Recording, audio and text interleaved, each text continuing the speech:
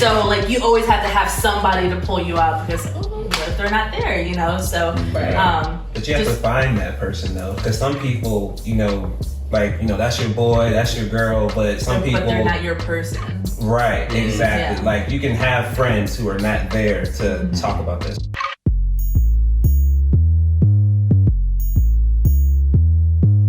Today's episode is going to be on a topic that I believe is going to be one of the most important conversations that we can have in the year of 2020, and that is on mental health. We never get over it, but we get through it, but nobody wants to deal with that. So it's just easier to fill your time and your mind and your space with something else completely different, so that way you don't have to worry about it. If you simply survived, that is fine. There are many people that literally did not. But particularly for like the black culture, and me, there's no way to talk about it without talking about how it's different for like white people, and everybody else on the spectrum. But it was, we had to be hard, especially as a young black male. You had to play sports, you had to be cool, you had to be like, you know, messing with a bunch of people. It just so much stuff that wasn't talked about. Mental health was one of those things. Both of my parents basically came from like poverty in the Dominican Republic. They were thinking about how they're gonna put food on the table, not so much how they were feeling. I think we're blessed in that sense that like now we can kind of get out of a survival mode and we can start thinking of how can we thrive and like move forward. If you're in a relationship or something like that, you have people around you, your friends are not your therapists. You shouldn't be dumping your life on people, you know, around you all the time. Like, go seek actual professional help. Study for things like this. Correct.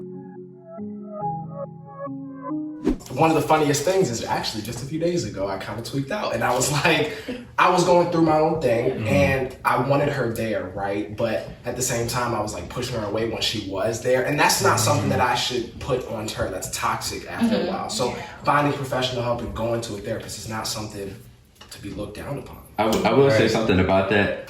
That is very true. You don't want to tell, especially a lot of people. You don't want to have like a huge group of people that you tell everything, because then your business might get out there, might get out of hand. But one thing, and he's cameraman, this man Tay Clemens, we call each other Prime Time, just a little story.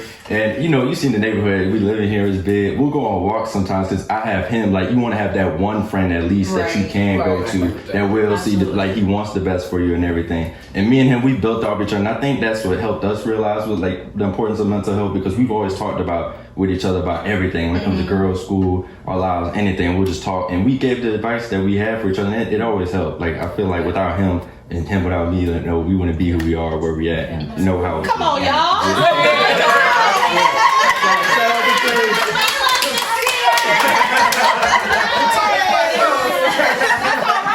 all right. You gotta find an escape, whether that's prayer, whether that's sports, whether that's, you know, reading, writing, whatever. I believe that's what you gotta do first, is find an escape of whenever, you know, you're feeling down. Find what you like to do and, you know, make that something that's your go-to to make you happy again. And then also find what isn't making you happy, you know, cut it out, adjust it, make adjustments to your life that's necessary for yourself, because some people don't think about this stuff. You might put people before you a little bit too much. You gotta worry about yourself sometimes. It's not selfish, it's just reality, you know. At the end of the day, you're still human, and some people might not look at you how you look at them. That's awesome, having somebody that literally knows, you know, what kind of flips the switch and stuff like that. I mean, because like Maya's my person, you know, like she's my person. So if she's in a rut, I can kind of like read it and see whether she needs to, you know, to be like consoled for a little bit, or if I just need to tell her,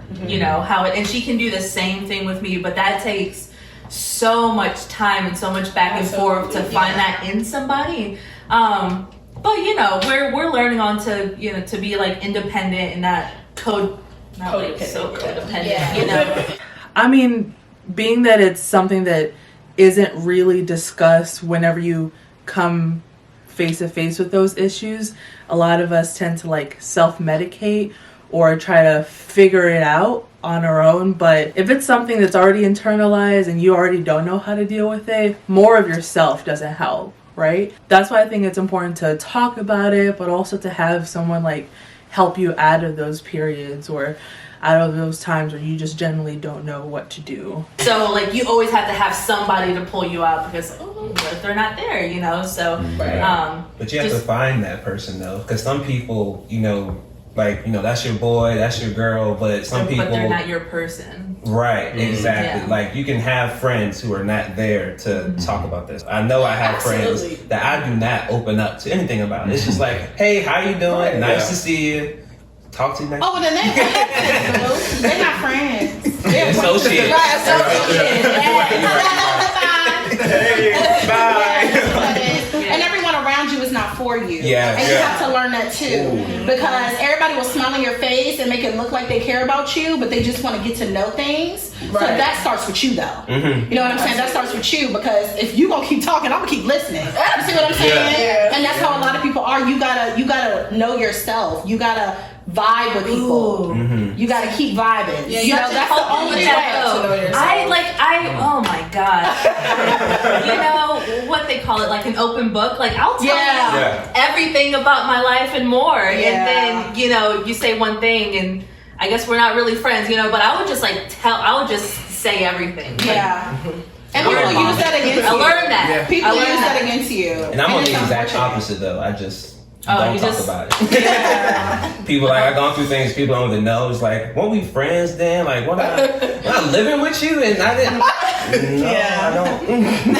It's just like, you know, it's just on the other end. I just don't. At least, you know, I think different now. But definitely, when I was younger, I think I kind of got this from my grandfather, who's like a hermit crab.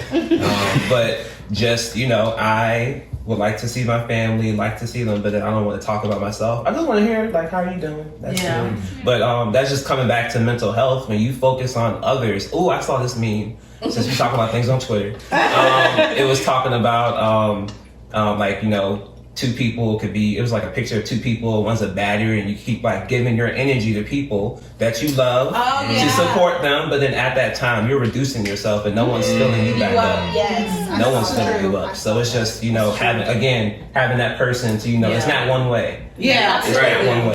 And also I would say, like you said, with knowing yourself, I think also with what you said about like those people that you may not tell everything to, like, it is okay to have a friend that you can go through about some things, but can't go to about other things. Right. Yeah. Me and my best friend, both of us had people close to us that committed suicide. So I would talk with her about that, but I wouldn't talk to my friend who's barely lost anyone close to them. Right. They can't relate. That's apples and oranges. And so like, in knowing myself and knowing what I need and knowing that they can't give it to me, I'm not gonna even put us in that position to cause a rift, because that's all it's gonna do. We can't support each other in that way, and that's okay. Yeah. But that is perfectly fine. But like you said, in knowing myself, and I would say I never answered the question about how 2020 has affected you, but I would say that is how it's affected me. Knowing that if I'm drained, I cannot keep putting into other people. Like, I gotta be straight first to even help you. Like I can't help you if I'm empty. Literally with the visual of like the two glasses. Like I keep pouring and pouring, now I'm empty. Who's pouring back into me? Like where am I getting that from? And my siblings actually get so mad at me because I will turn my phone off, be in the tub with someone, listening to R&B, and I don't answer my phone for like 3 days. And they're mad. They're like, we want to make sure you're alive. I'm fine. You know, and that's just for my mental health. It has nothing to do with you. You're making it about you, but it's actually all about me. You know what I'm saying? Like, you have to make it like that, because people will make, well, you didn't answer my call. You didn't talk to me. No, I was dealing with me. You shouldn't have to explain how you cope. Right. I'm dealing with myself. You do what you will with that information, but I'm dealing with myself. You know, and sometimes you have to do that. Like, you have to put yourself first, and I'm very much not like that.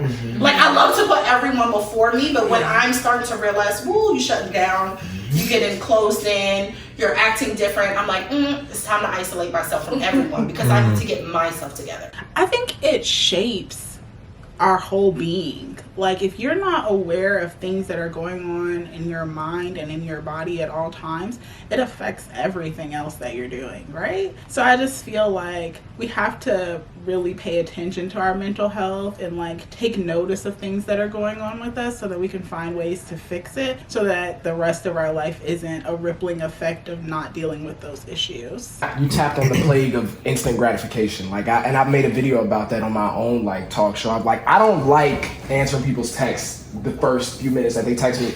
You're liable for your message to sit there either a day, 2 or 3 before I get back to you. And that might be I read it one day, think about my response the second day, and then mail it back to you on the third day. I mean, think about it. When they used to not have technology, they had to wait a few weeks. They got stuff back and forth. That didn't cut the dialogue. I feel like that made it even stronger because I'm not giving it to me all the time. There was something else where we talked about this guy who was at school. He was talking about like how Google has kind of made stuff a little easier for us, and easier is definitely worse. So it used to be like, if I asked you, what is the piece of a Hershey's chocolate bar called, right?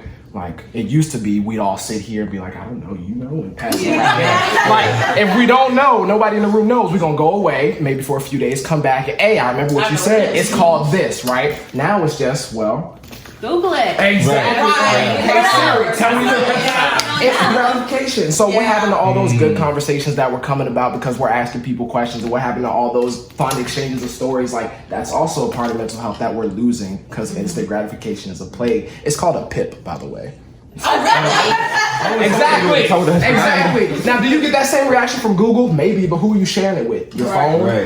The people watching you through your camera, like, oh snap, that's what that is. That's not fun, you know? Yeah. I think that's interesting too, because when people would sit around and have these conversations, a lot of times that's how stuff got invented. That's how you got. That's how you got the name. That's it. So now we're losing originality. It's no longer authentic because we can just look it up. It's already been. And it's already done. Exactly. So once it's already done, it's like now we're not being innovative anymore. Yeah. Things are being created. Wow. So then you're stifling yourself in that way too. What's one of the most like popular social media platforms right now? Twitter, Instagram. Twitter. There's another one with the T though. It's exactly. Now, what is now? There's definitely people who create challenges on TikTok and they are original. They get really famous. But what do the rest of the people do? They just continue to make it over and over and over again. I'm cool with seeing one person do the Savage Mix. I might be cool with seeing 2 or 3 others. But when I've seen it up and down my TL constantly, like okay. Where is the originality? You know what I'm saying? So I think exactly like that. We're losing originality. We're losing uniqueness. How has mental health affected you, or when did you become aware of your own mental health? I would say college. I did actually graduate with a degree, my BS in psychology, and while in school I learned that from like 18 to 25 is where most people will even find out for the first time that they have a mental illness. I'm not diagnosed with anything. That don't mean I don't have it. But I like got my heart broken and I was real tore up, like super depressed. And I don't know why, but that was when I discovered like, okay, like I need to delve into this like mental health stuff. My grandfather did commit suicide my freshman year of high school, but to me it was like he died. Like it wasn't a suicide until I learned what mental health was. So that would have been my first, but it didn't really intrigue me to delve deeper. I would say my very first heartbreak. I had like a heartbreak before, but I didn't feel super affected by it. And so like the second time around, I was real distraught. Like I was walking to class crying. I would just burst into tears. I was like, what is wrong with me? Like, why am I not able to do anything without being like super sad? And so that for me was like, okay, maybe mental health is important. Like I needed to look into it more. It was a very similar set of circumstances that like led me to just be cognizant of what I was going through and how I reacted to certain things. So it was a breakup after 4 years. So moving into like high school and then being a young adult with that person. And basically, I mean, like when you live with someone, you're basically married without the paper, without the benefits of being like married or anything like that. And then so that break, and then that just kind of break of association too. So literally being like having quote unquote nobody and just being by myself and then finding new people, finding that new association and just realizing, at least for me, like, you know, the bi-weekly spirals that I would like go on. It's like I would be up one week and then down another and then up one week, and just realizing what true emotional stability was. And again, going back to like not having to agree with everything that popped into my mind, or, you know, just starting to realize that I have more control than I thought I did. And I think that's what we were talking about earlier too, is just, we were talking about the older generations, but like, how does the younger generation view mental health? And that's where I kind of have, I don't know, I guess like, I don't know. It's just a little bit uneasier for me, because it just seems like anything you label depression, anything you label anxiety, when you have people that are truly going through, like, it's okay to be sad, you know, it's okay to have moments and periods and like in spells of, you know, just not feeling the best, but the moment you speak that over yourself, then you're immediately putting, you know, some sort of limit on yourself. And again, not saying that certain people aren't diagnosed with that, that's absolutely fine, but, you know, just understanding that when I'm on my down points and my emotional roller coaster, it doesn't necessarily mean that I have something. I just gotta make some tweaks, or just, you know, grow through it. And then, but just finding that emotional stability, which really came with the association that I had. That was really different. It's really interesting that you said that, because like a couple of days ago, I heard somebody say that it's almost like, especially in the younger generations, like depression is almost like a character trait, or like a personality trait. You know, like they'll say, "Oh, I'm so depressed today," like just casually saying it, like it's just a normal thing instead of like an actual, you know, thing that we have to tackle, we have to work through. And I feel like that's why mental health should be something like, this is like, psychology and all that should be taught along with all the other things, because it is a part of you, and we learn about our bodies. We take physical education, we don't take mental education. And if we did, people wouldn't use those terms like that, because you can't self-diagnose yourself in the first place. You cannot tell me that you have depression. You can't, the therapist seeing you twice can't even tell you that. You actually have to see a therapist for, I think, 6 months before they can even really diagnose you. So it is, I think that is insane. Like I totally agree. It's insane. And I work with kids, and so for me, I always try to bring it to something that they can understand. And I will tell them, like, you having a bad day is like you having a cough.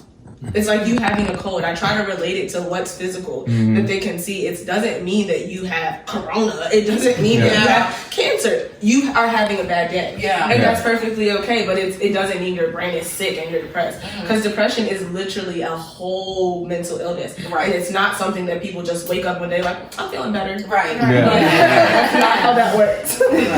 I'm not saying that some people don't experience or don't actually struggle with a depression so deep that like you need, you know, medication or something like that, but like you can just be sad. New things are supposed to make you nervous, you know, new things are supposed to get you out of that comfort zone and, you know, and just make you scared, but not claiming like, I'm depressed, and like thinking it's something cute. People are truly dealing with stuff like that. So just like watching what you say, not speaking so much craziness over yourself just to kind of like fit in. Depression, anxiety aren't a cute thing, you know, so don't make it that. It's funny you said something like that about the physical health, because we have to do that in high school. So like, we have to go through gym. So it should be a mental health class. I didn't even think about that, but like, with that being said, then it might be like, you know, because I know you mentioned suicides earlier, it might be like, you know, a decrease in that, because then maybe when you have that, you'll learn like how to cope with it, and then also you might be able to catch it through other people, because a lot of people keep quiet when they're actually going through something like depression or something. Like, I had a friend of mine also freshman year, we were really good friends, that, you know, I actually really liked her and stuff, and I was going to ask her out one day and everything. She just seemed so fine, so perfect, like everything was like good with her. She would talk to me and tell me everything, how like fun she had every weekend or something, whatever she did. And one weekend, she just like, you know, she committed suicide, and I was just like, what? Like, and the thing is, it was school day after school day that she didn't come, and I kept texting her and it wasn't responding. I was like, what in the world? Like, what's going on? And like, it was just like when we got the news, like the whole classroom, it was just different. But like my whole point is like, you want to know like certain things can trigger people, and like even the thing what you were saying earlier, like saying, oh, I'm so depressed, like. You might not really be, but that person you're talking to might be. You might like, you don't know nothing about like what I'm really going through. It's offensive. Yeah, I had a friend who would tell me all the time, I'm gonna kill myself. I would be like, who are ya? God. Huh, that's interesting. Because I'm pretty sure you know how I feel about that. Right. And would be like, I'm so sorry, I'm just so mad. Like, that is so, we ain't friends no more.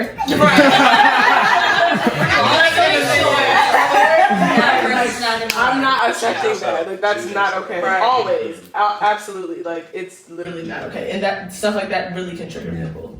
Right. It's like, what are you speaking? Like, and I personally believe just being hung by your tongue. You know what I'm saying? Like, what you speak is what you're going to get. So, I mean, you know, gosh, if you don't believe it in the first place, you're never going to, like, don't worry about it. Don't worry about it. Congratulations, you'll never achieve it. You know what I'm saying? So Absolutely. It's just, when people are like, oh gosh, I'm so depressed. Like, oh, this is giving me anxiety. It's like, man, now you're going to you're already leading yourself down that path. Putting you too know? much energy into that negative stuff. Like, Absolutely. I grew up in the church and I remember hearing all the time, there's power in the tongue, and there is. Like, what you say and speak, like, you can manifest. And like, I mean, I'm not saying you're a witch and like, I want a dog, and like a dog's gonna pop up. But like, you say you want a dog and you're telling yourself you want a dog, and so you're gonna budget $20 a month because you want a dog. So you're saving up for that dog. That is manifesting what you want and speaking power over yourself into getting that dog. Yeah. Because you want it. So you keep telling yourself. Or if you feel bad about yourself, you're like, I'm so ugly. Well, you're gonna start thinking you're ugly because you keep telling yourself that. Like, you have to, like you said, there's power. It's literally every single day. What are you speaking over yourself? What are you speaking into other people? Because like you said, you generally never know what somebody else is dealing with, what they're going through. So the moment that, you know, you think you're just saying something or just letting off a little bit of steam, like that person probably could barely make it through the door to be in that space wherever you're in. Right. And the moment you just speak negativity, like that's it. They're like, well, if this person who I thought had it all together, if this person who I thought made it, or, you know, like held themselves together, like I can't do it. And I can't do it. And so it's not so much of like looking at yourself, like what am I speaking to myself? I mean, just speak it for somebody else. I mean, if not for yourself.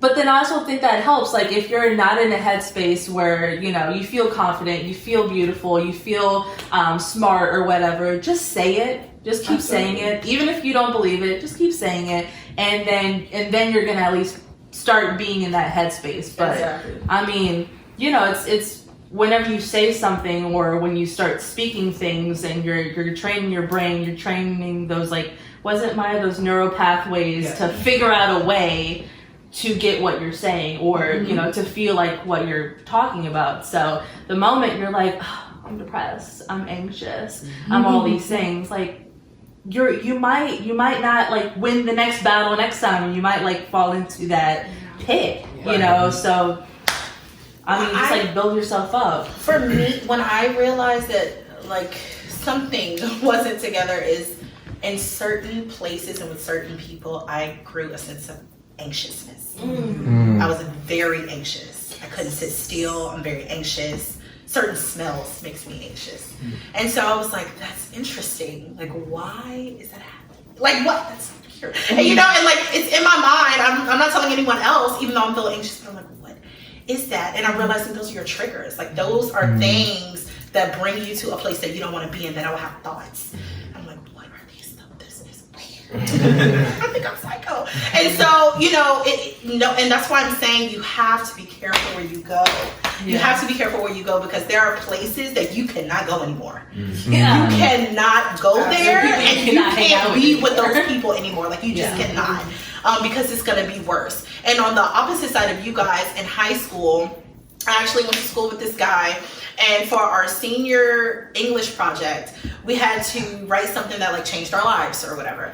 And so for him, he actually in front of the entire class told everyone, like last week, I was actually gonna go home, I planned it all, and I was gonna kill myself. I was gonna kill myself, and I was gonna end it because I was sick of it. There was just so many things that were in my mind that were overpowering me. Like, I couldn't stop it, and I had no control over it, and it was just too much for me.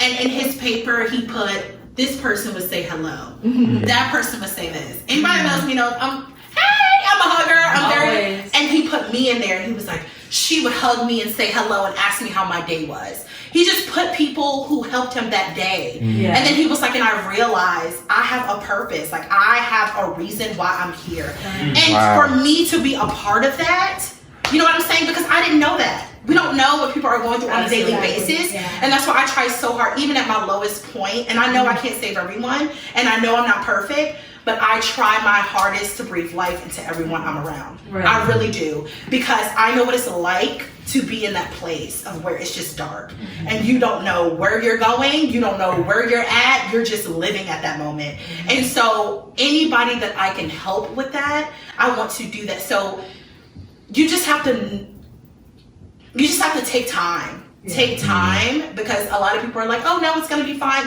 Yeah, that very well may be true, but we're not gonna sweep it under the rug either. Right. It's something that we really have to pay attention to, because it will swoop you like that. Mm-hmm. 1 minute you're fine, next minute you're in the darkest place you've ever been in your entire life. And so we just really have to, like she said, be cognizant of it, because it will snatch you like that. It's not a game. Yeah. At all. Man, y'all got me like, so I went to school for communication studies. You said you did psychology. And so when you're talking about like speaking stuff into existence, I'm, off of the spiritual lens, in case anybody doesn't want to use that lens, I'm thinking just the words themselves. Like my boy, he used to ask me if he wanted help with something, he would be like, would you help me do this? Or like, are you trying to help me do this? He would say, are you trying to help me like plug this in? Are you trying to help me go do this? I'm like, if I say I don't want to, does that mean I'm not like a good person to you? Because if I say I'm not trying to, why don't you just ask me for help? So I started getting to this like really scrutinizing the words that I use, and I feel like the way I do one thing is the way I do everything. Yeah. And so bringing it back to what you say, I try to be very intentional with what I say and why I say it, knowing that when I say certain things, energy is going to be put out into the world. Yeah. One of my things that, my girlfriend sometimes does, and I tell her about this, I have to go to work, and she's like, I wish you didn't have to go to work today. And I'm like, why did you do that? Because I was ready to go to work. I was going to do my few hours and come home. But now I'm like, dang, I wish. Yeah, like, I wish I could stay in bed. Right. Like, and I'm telling her, I'm like, you don't realize how you're putting negative energy on what I'm about to do. I don't need that. Could you? Yeah. What's up, Pops? I told him I was saying, but I'm like, I don't need that. And particularly, in other cases when you speaking about wanting something definitely to happen, if I ask you, are you going to go do this tomorrow? Well, maybe. Well, that right there just put the uncertainty into your day. Well, if you say, yeah, I'm going to go do it, well, that's your conviction. I mean, I put all of these things into mental health, discipline, responsibility, mental fortitude. Like, these things are getting built up when you're using the right language. But if you just let people say, I'm ready to off myself, I'm having a bad day, and you're like, oh, I get what you're saying, I understand. No, right. Like, that doesn't change the narrative. And it kind of links me to how we speak about females and objectifying them and stuff like that. Well, if everybody in rap songs and if all my friends are talking about doing stuff with bitches, excuse my French, exactly, like always talking about this or Negro that, fill it in with the right words, then how are we ever going to become, actual people? How are we ever going to start treating women with respect? Like, you have to jump on it. And people think you're like being exactly. People think you're being so anal about it. But I'm like, no, this has to change. So somebody has to be on you about it. Nobody can hold each other accountable anymore. Our generation, I don't know what all the crap we get is about, but I will say something that I feel we could do better on is taking the initiative. I feel like we do often be like, somebody gonna do it. Somebody might do it. Right. But you could as well. And you probably should.